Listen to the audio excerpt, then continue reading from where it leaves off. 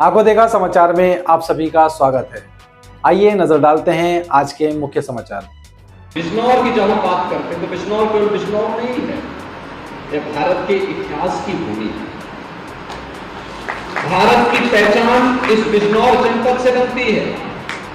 महात्मा विदुर उसके अग्रिम पंक्ति के उन ऋषि मुनियों की परंपरा में आते हैं जिन्होंने उस कालखंड में भी सच बोलने की, सत्य बोलने की हिम्मत दिखाई थी और उसके लिए उनको उपेक्षा झेलना पड़ा, लेकिन वे अपने मार्ग से विचलित नहीं हुए और उस सत्य को बोलने वाली इस धरती पर, जिसको मां गंगा का आशीर्वाद, यूपी के अंदर तो मां गंगा बिजनौर जनपद से ही प्रारंभ होकर के बलिया तक पहुंचती है।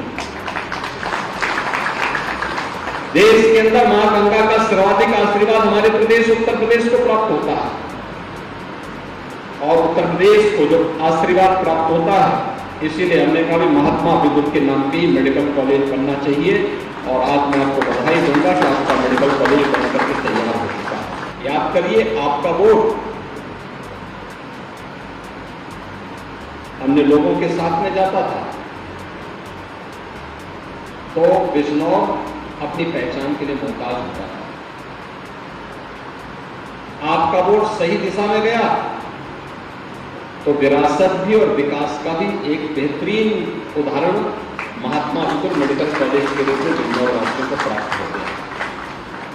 यानी हर एक स्तर पर कैसे परिवर्तन देखने को मिला है, यह आज हम सब यहां पर देख सकते हैं। यानी एक वोट की कीमत क्या होती है?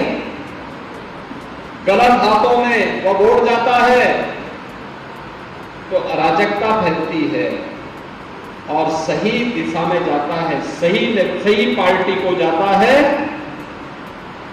तो वह देश को एक नई ऊंचाई की ओर लेकर के आपकी आस्था का सम्मान कर देता है। आप मुझे बताइए कि अगर मोदी जी के नेतृत्व में सरकार नहीं होती और केंद्र और राज्य में सरकार नहीं होती तो क्या अयोध्या में रामलला का भव्य मंदिर का निर्माण हो पाया होता? क्या आप मुझे बताओ, मोदी जी प्रधानमंत्री हैं तो देखो उत्तर प्रदेश का गौरव भी किस रूप में बढ़ता। अभी चौधरी साहब को भारत रत्न के सम्मान से सम्मानित किया गया। चौधरी साहब को यह सम्मान बहुत पहले मिल जाना चाहिए था,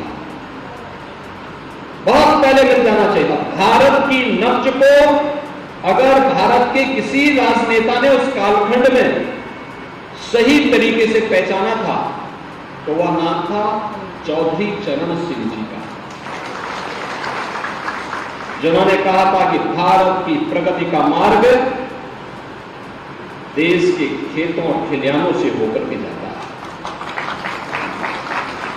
अन्नदाता किसान, जिस देश में 70 से लेकर 75% आबादी खेती बाड़ी पर निर्भर करती हो, वो किसान सरकार के एजेंडे का हिस्सा नहीं था।